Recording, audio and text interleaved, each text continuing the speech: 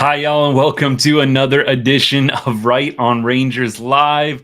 Good to be coming at you on a Sunday afternoon after a Rangers win. My goodness, we needed this one, especially on the way to LA. Off day tomorrow, but on the way to LA to face the Dodgers for a 3-game set.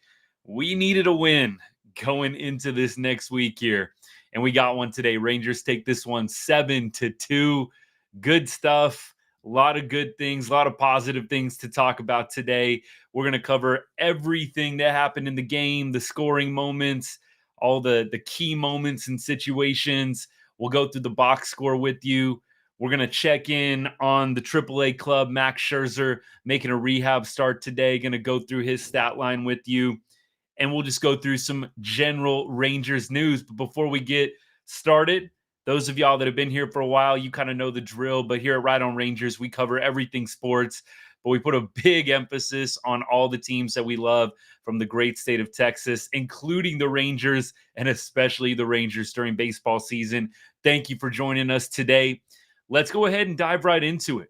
So I think the big lead for today has to be Nate Eovaldi going 7 strong innings, 5 Ks, only allows 6 base runners in those 7 innings.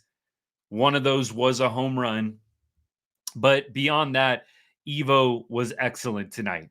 And over his past 3 starts, 14 innings pitched, only had allowed 3 earned runs. Now, Evo in his last 21 innings, 5 earned runs, and I believe he's up to 22 strikeouts in those 22 innings. So, Nate Eovaldi, just what the doctor ordered. When you've got a losing streak going, whether it's 2 games, whether it's 5 games, you need guys like Nate Eovaldi that are stoppers, streak stoppers in a good way. And in this case, Nate Eovaldi gives the Rangers exactly what they needed, keeps the game perfectly where it needed to be. Rangers didn't have to use really anybody crazy today in the bullpen. They did get Yates some work. Leclerc got some work today as well. But Nate Eovaldi going 7 strong really allows the bullpen to take a breather, especially as they go into what's probably going to be a difficult Dodgers series where you're expecting the bullpen to probably be used a fair amount. I'm not saying that in a negative sense of the word, but against a good team, you've got more different types of situations. You probably want to do a little bit more mixing and matching. So I'm assuming that the bullpen is probably going to get a little bit more use than they typically do in this Dodgers series. Hopefully, it's in good ways, meaning the Rangers are winning, tied, it's close, but it might be needed for those games that get away from you as well. It's not going to shock me going into the Dodgers series, and we're going to talk more about that in a little bit, but it's not going to shock me going into the Dodgers series if the Rangers maybe have a game that gets away from them. I hope not. Hopefully, they can ride this positive momentum from the game today and take it out to LA as they prepare for a 3-game set with one of the best teams in baseball. But I'm going to go ahead and say bullpen's probably going to be needed pretty heavily on one of these days. Hope to be wrong, but let's go ahead and let's lock in on this game today and let's close things out, put a bow on this series before we get too much further. By the way, what's up to everybody on YouTube coming in? Thank you very much for tuning in today. Appreciate you guys. Thank you for liking. Thank you for supporting the channel, for the account. Means a lot. Go Rangers. Let's go ahead and let's talk about some of the good stuff that happened today. We just talked about Evo in his start, 7 strong innings. He improves to 3-2 on the season. His stat line, 2 runs allowed, 6 total base runners, 5 Ks. Evo was masterful today. Big reason why the Rangers won. And then you look up and down the lineup. Another thing that's very notable, every Rangers batter had a hit today, except for one. Not going to rail on him or knock on him too much today, but Leody Taveras, the only Ranger without a hit today. Poor Leody. He is on a little bit of a bad streak right now. Leody Taveras, last 7 games hitting 043. Last 15 games, Leody's hitting 173. Leody's not on a good run right now. We know this is the kind of stuff that we get from Leody. We get 2 or 3 really, really good weeks of Leote baseball, and then we get absolutely terrible baseball from him as well. By the way, those people in the comments, guys, I'll get to you guys in just a little bit, but we'll probably have to take a little bit of a break, 5-6 minutes in. I'll get to comments and stuff like that here in just a little bit, but chill out on the shout outs. I'll get there to y'all in just a little bit. We're going to talk some game first, and then we'll get to comments. So hang in there. So first of all, we've had Semien and Smith hitting 1-2. Really the past, few games with Seager being out. Semien goes 1 for 3 today, 2 RBI. We've also got Josh Smith 1 for 2 with 2 walks today. So, hey, pretty outstanding to have your 1-2 hitters going a combined 2 for 5 with 2 walks. So getting on base 4 times, huge for the top of your order. So Semien, Smith, great job today. And, I think Siegs is going to be back on Tuesday, but Josh Smith just continues to solidify himself in my mind in this lineup. So he is on base 3 different times, averages up to 287. OPS is 810 on the season. Josh Smith just played a phenomenal game today, and he did, I think, as good of a job as you could have asked for, considering Corey Seager going down with the left hamstring injury. Again, hopefully he'll be back. Seager will be on Tuesday, but that's what we got going on for the top of the order. Dolly 1 for 4 with a run scored. Nate Lowe was on base twice today, 1 for 3 with a walk. Duran 1 for 4 with 2 RBI. Langford, I think, is probably another guy that a lot of people are going to gravitate towards. Langford, of course, going 2 for 4 today. Had a triple, had an RBI, had a couple RBIs, averages up to 234 on the season. That triple was a nice ball driven in the gap, using his wheels to get all the way to third base. Langford, I believe, in the games that he's been back from the IL, which I think is around like 10 games or so, 4 multi-hit games. Maybe Langford's coming to life here. That is absolutely what every Rangers fan would like to see. We need a right-handed bat in a bad way to step up and be a big contributor in this lineup. 100%. So Langford, hopefully this is the start of a sustained period of success for him, going 2 for 4 today with a triple, with 2 RBI. Great to see that. Jonah Heim, 1 for 4 as well. Jonah's been struggling of late, much like Leote. Good to see him get a hit today. Travis Jankowski from the 8th spot goes 1 for 4 with the run scored. And then we talked about the pitching a little bit with Nate Eovaldi. Leclerc goes 1 inning, 2 strikeouts. ERA's down to 4.71 on the year. And then Kirby Yates comes in, get a little bit of work in before the off day. 1 inning, 2 strikeouts. Good stuff from the bullpen. I believe collectively, I'm not sure. I'd have to look at Friday's game. I know in yesterday's game, they did not allow any runs. Today, they don't allow any runs.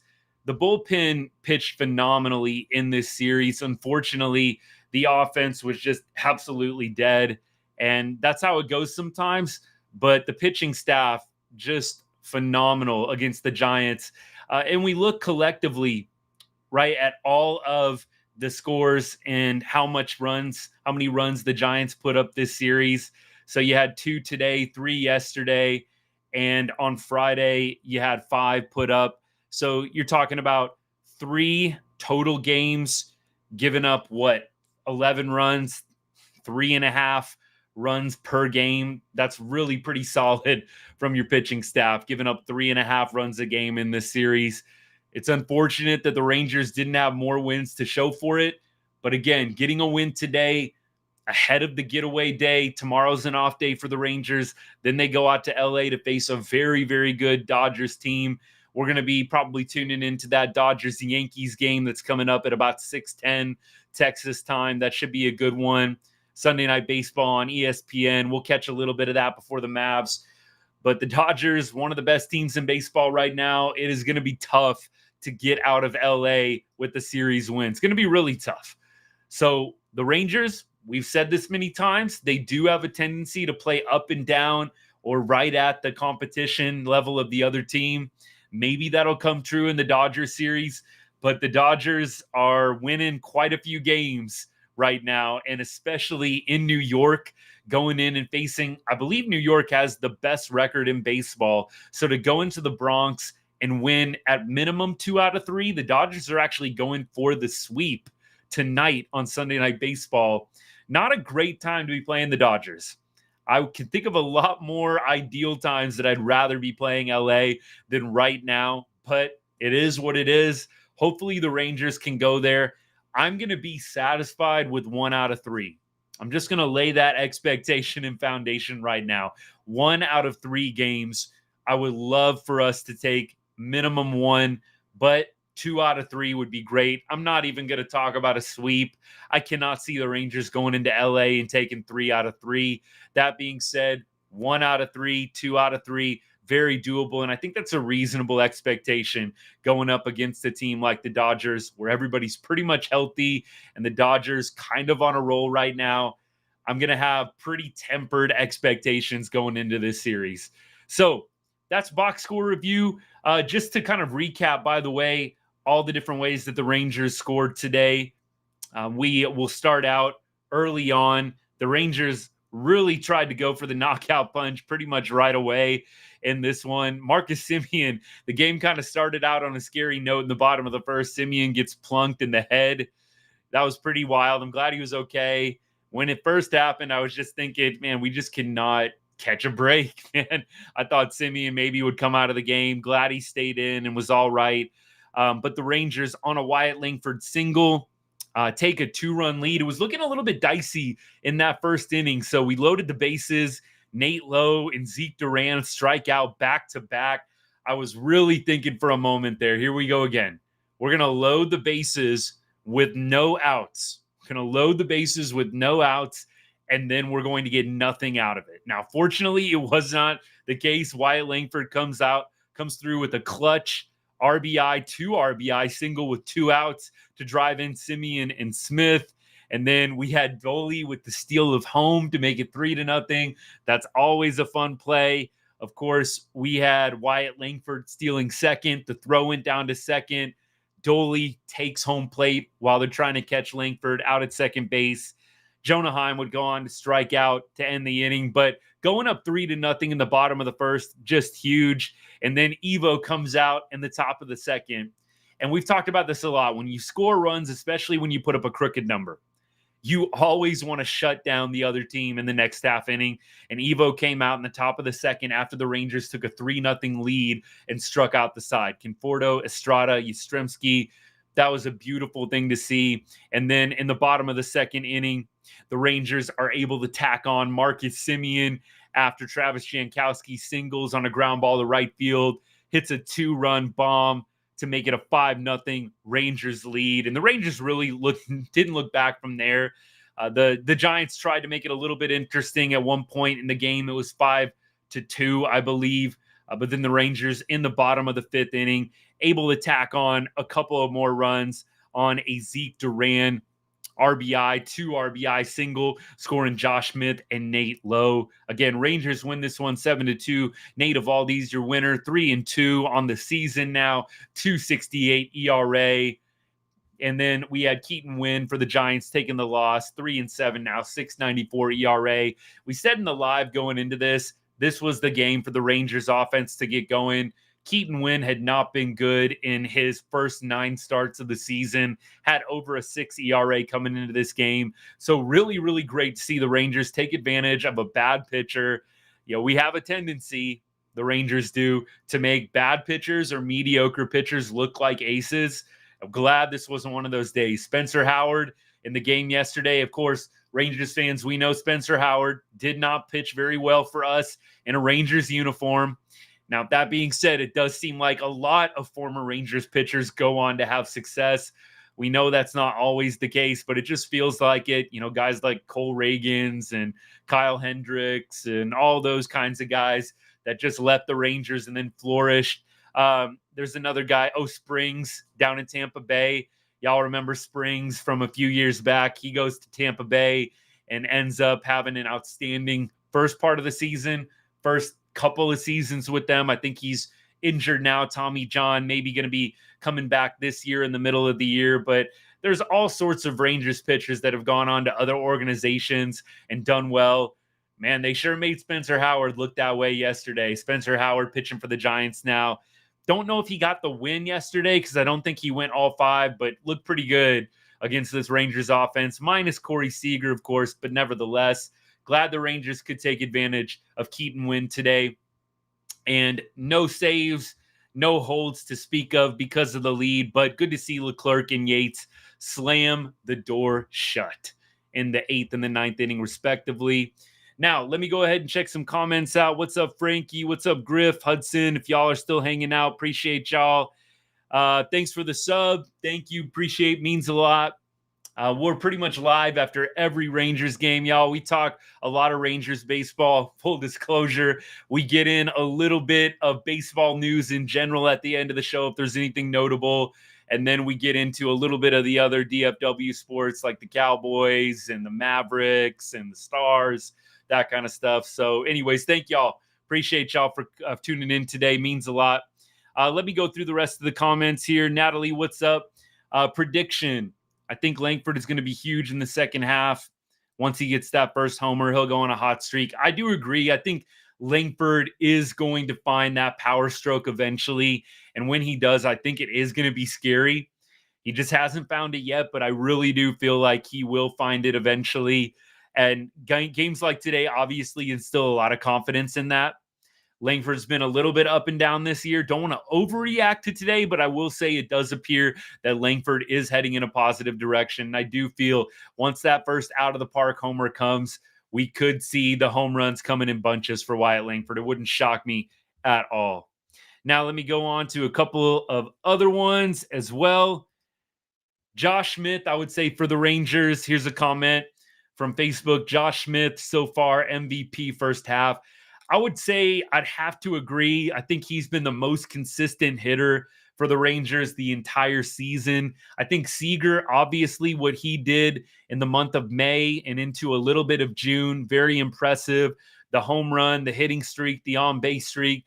But Josh Smith has been doing it all season long. I would say for the Rangers, he is probably the MVP. Seager, a close second. Now, that being said, you could probably look at a lot of the pitching staff, a number of the guys throwing the baseball, and say maybe they're the MVPs.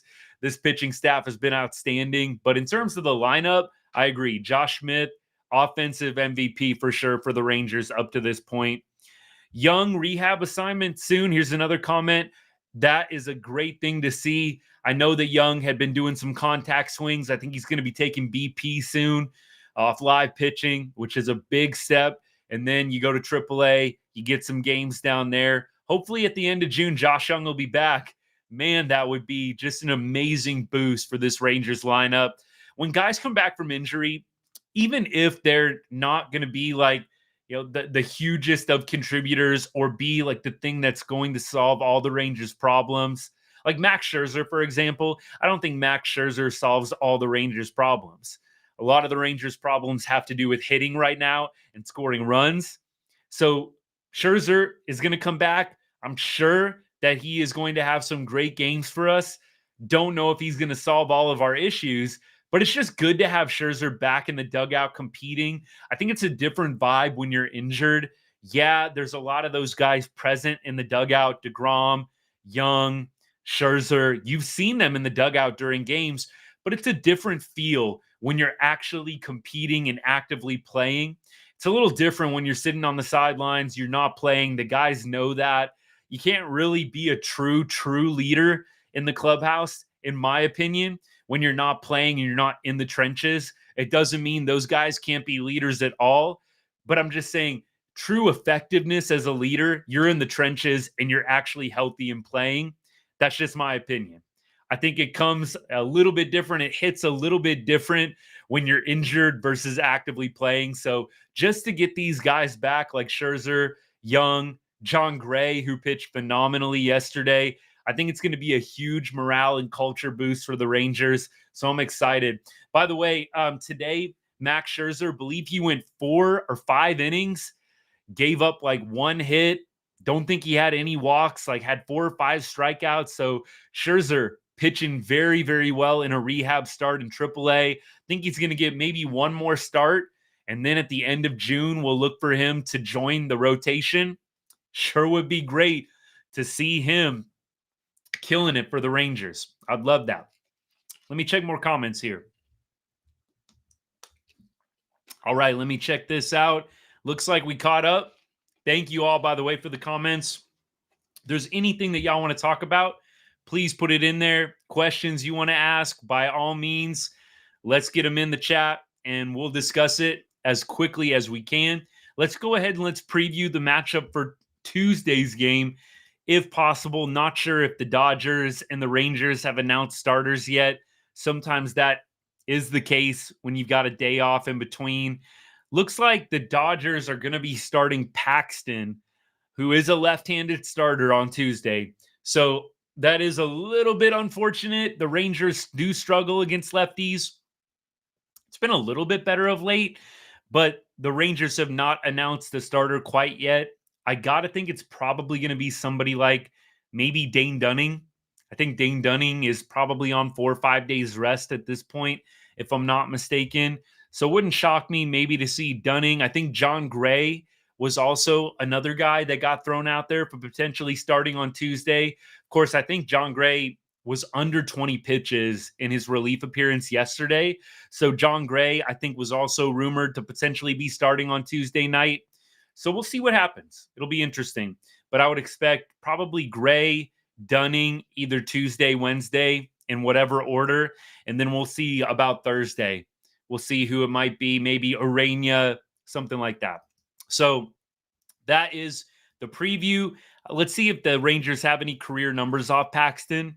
So Grossman is 0 for 11. Not sure we're going to be seeing him. Although, actually, since it's a lefty, we probably will. But Robbie Grossman, our 3-hole hitter against lefties, is hitting 0 for 11 off Paxton. That's not a great thing to see. So I don't know if he is going to be, still hitting third, going 0 for 11 off Paxton in his career. We're talking about the Dodgers starter on Tuesday night. Rangers head to LA for a 3-game set here after the off day tomorrow. Kisner 0 for 2. Nate Lowe 0 for 3. Seager 1 for 3 in his career. Marcus Semien, he is hitting .250, 4 for 16 with 2 homers off Paxton. So Simmy is a guy that you hopefully expect to have a big game considering the career numbers coming into the matchup. We'll see how John Gray, Dane Dunning's numbers look. Probably not going to be able to get to that today. Maybe I can pull it up while we're talking here still. I'll see if I can get John Gray career numbers versus Dodgers. Let's see what pulls up and see if I can get that to you guys. John Gray versus Dodgers. This is career, and John Gray has been pitching since 2015 against the Dodgers. In his career, 4.37 ERA, 20 appearances. So kind of a mixed bag. The last couple of times he pitched against the Dodgers was when he was with Colorado. And it looks like actually in his last 14 innings against the Dodgers, giving up 5 earned runs and 13 strikeouts. So look, not too bad last 3 starts, but the Dodgers lineup doesn't look quite the same as it did in 2021. Obviously, you got Shohei Ohtani in there, Mookie Betts in there. So we'll see. I think it's probably better to look at the career numbers this Dodgers lineup has. Don't think I'm going to be able to look that up for you on the live, on the fly here without being able to have a little bit more time to do a deeper dive. But nevertheless, I think that John Gray is going to give us a competitive game. It's not going to surprise me if he goes something like 5-6 innings, 3 earned runs. That's a pretty typical stat line for almost every Rangers pitcher, it seems like. So we'll see. I think the Rangers might surprise us in the Dodgers series. I'm not calling a sweep. I'm not calling 2 out of 3. My expectation is let's get 1 out of 3 and the rest is gravy. Dodgers are a good ball club, a very, very good ball club. Now, Paxton, by the way, in his last 3 games, he looks like 0-1 with a lot of runs given up. He had a nice little appearance against the Mets, 3 innings, no earned runs, but against Pittsburgh, an inning and 2/3, 6 earned runs.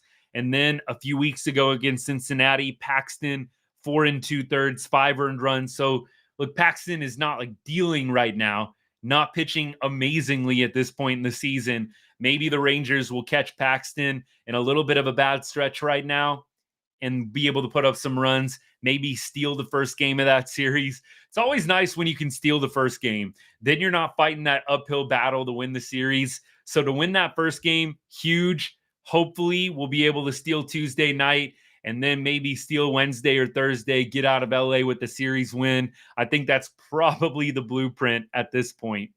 By the way, Glasnow is pitching tonight for the Dodgers. So we're going to avoid Glasnow. I think we'll probably see Yamamoto on Thursday, who is probably the Dodgers' second best pitcher at this point. So we'll see. I don't know exactly who's going to be pitching on Wednesday. I doubt the Dodgers have announced it, but we'll check it out. Oh, Buehler is pitching on Wednesday. And Buehler right now, 4.82 ERA. Buehler was very, very dominant before Tommy John. I think he's having a little bit of a rough go since coming back from Tommy John surgery. So we've got Paxton on Tuesday facing Buehler on Wednesday. And then on Thursday, I would expect to see Yamamoto. And it does look like he is the projected starter for Thursday at this point. So we got Paxton, Buehler, Yamamoto. I think that the Rangers would be wise to steal the first 2 games. Yamamoto is 6-2 with the 3 ERA. I really don't feel super, super confident in that matchup. Yamamoto is a great pitcher. But look, I think the Rangers can steal 1, maybe, hopefully can steal 2.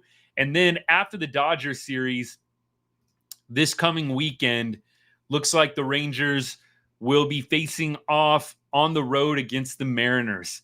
So the Rangers have a very tough week coming up here. That's why it was really imperative and really unfortunate that the Rangers weren't able to take full advantage of playing the Tigers and the Giants, 2 kind of mediocre teams at this point, 500 or kind of around that 500 point, because this week you have got an absolute gauntlet. So you've got the Dodgers for a 3-game set, Tuesday, Wednesday, Thursday, Friday, Saturday, Sunday. You're in Seattle for a 3-game set. And then on Monday, the 17th, after the Mariners series, the Rangers are going to go back home and they will play the Mets. So we've got for the next 3 series, Dodgers, Mariners, Mets. So the next 2 series going to be very tough. The Mets are underperforming right now. I still think they're a decent ball club, 28-36 right now. So I don't think the Mets are going to be pushovers by any means when they come to Arlington a week from tomorrow. But those are the next 3 series. I'm very, very hopeful. 6 games against the Dodgers, Mariners. I hope we can split. I'm going to say this week, my expectation, let's go 3-3. Let's survive this week. This is a tough week. 4-2 would be phenomenal, but I'm going to cross my fingers for 3-3. I don't think that the Rangers are going to be able to dominate this week, but I think we can go 3-3. And if we're fortunate enough, maybe we can go 4-2. But the Dodgers and Mariners are 2 very good baseball teams. We got to have good expectations, I think, going into these next 2 series. We're going to be facing some tough pitching, some tough lineups. Let's shoot for 3-3, and let's be extremely elated when the Rangers go 4-2 or better. Now, in the AL West, let's take a look at what the rest of our division is doing. So as we look at the Astros and Angels game, looks like it's the middle of the 7th inning. Houston 7-5 over the Angels. So they're probably going to be maintaining their position, which is about a half game behind the Rangers right now. Looked like the Royals were going to complete another comeback against the Mariners, but the Mariners are able to put up 3 runs in the top of the 10th and top the Royals 6-5. And then the A's today, looks like they are in the top of the 10th right now against the Blue Jays.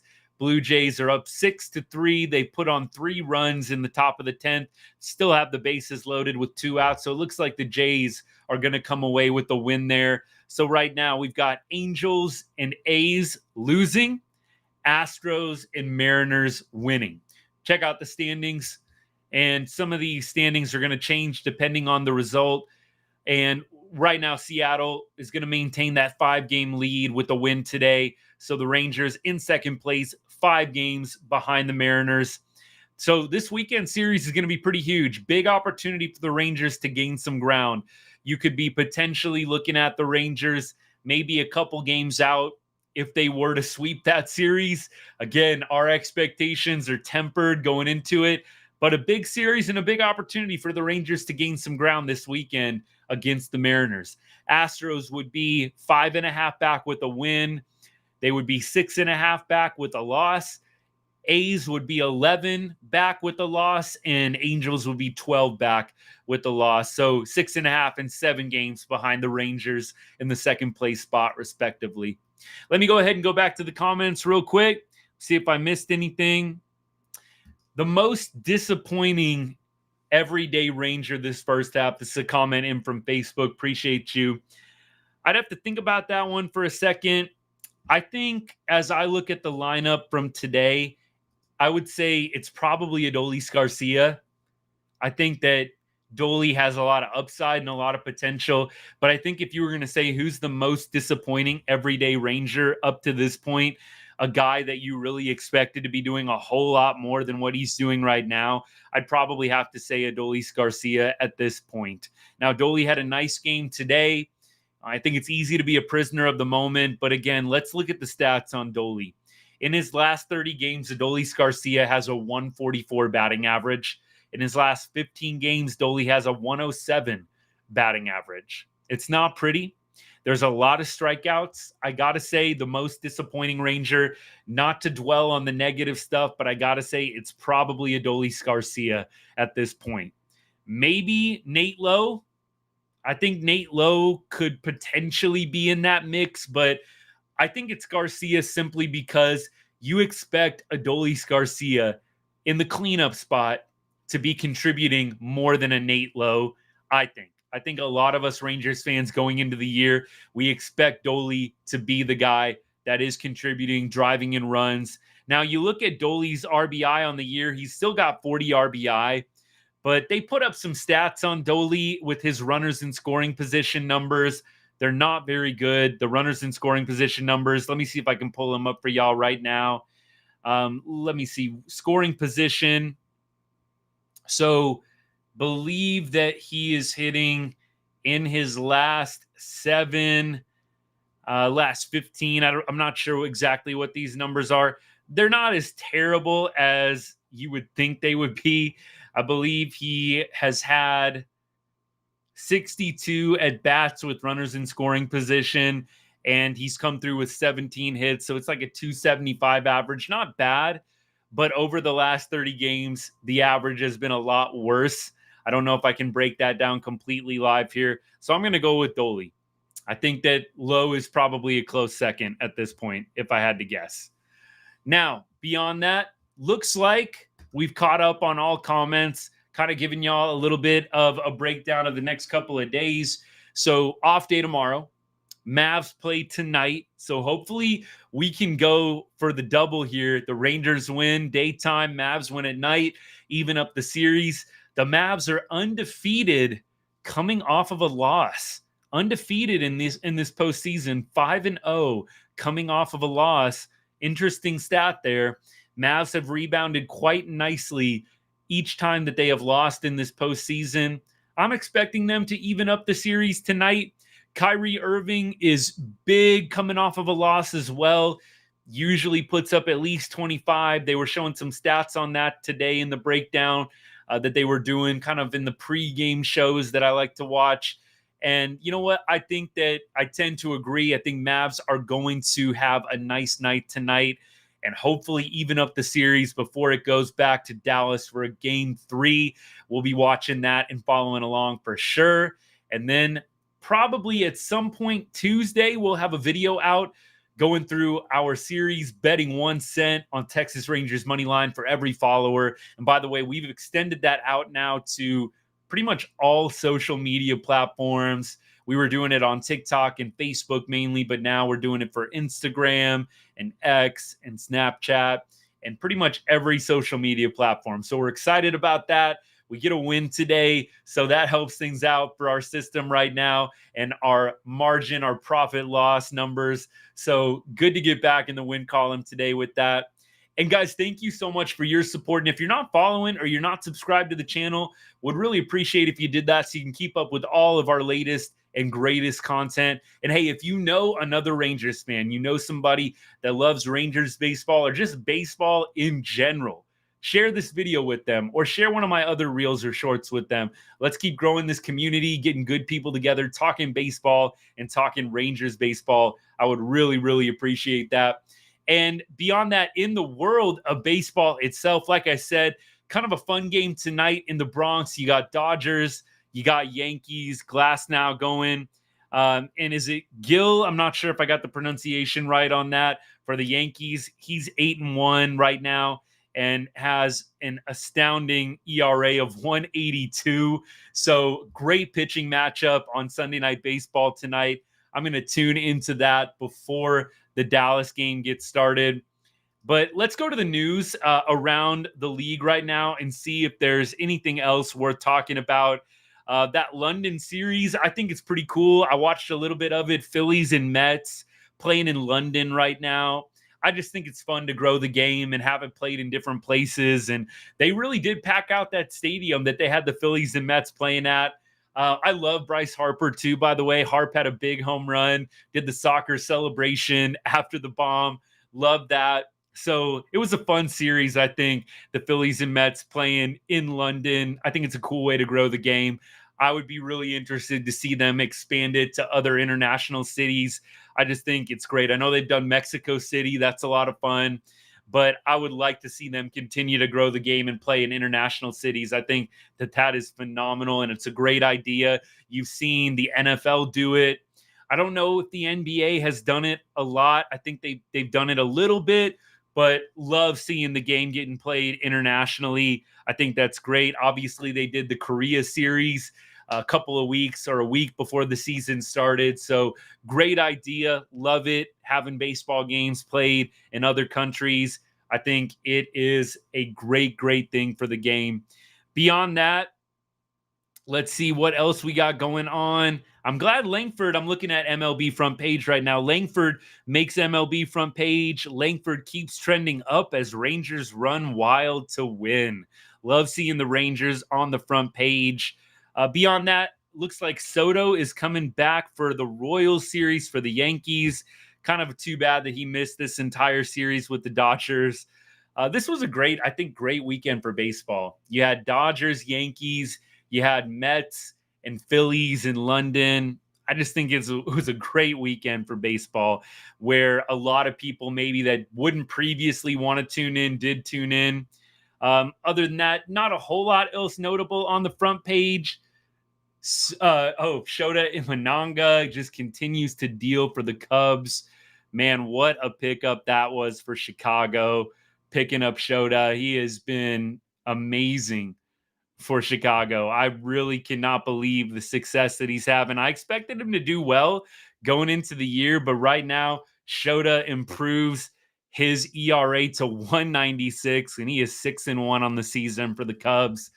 And that dude is dealing right now. Him and Yamamoto, both guys coming from international, coming from Asia, coming from Japan. Great to see those guys having success. So there is a wrap from around the league for y'all. Again, maybe a video out tomorrow, clipping something from our podcast today. Maybe a video on Tuesday, though. We'll take the day off tomorrow, potentially. We'll see how it goes. You never know how inspiration strikes, but we'll be back for sure on Tuesday. Video out before the game, previewing the game, the matchup, our system, betting 1 cent on Texas Rangers money line for every follower. And then we will maybe be live after Tuesday's game, Wednesday's game, Thursday's game. I got a little traveling to do for work, so we'll see what happens with those. May have to be a little bit flexible on the times. We might have to do a little late night right on Rangers. We'll see. We'll see. But we'll make it happen one way or another. But again, appreciate y'all. Thanks for liking this. Thanks for following along, subscribing, following, sharing this. Appreciate y'all. Hope you have a great rest of your Sunday. Hope to see you on the live, maybe on Tuesday, Wednesday, Thursday, or on the replay, of course.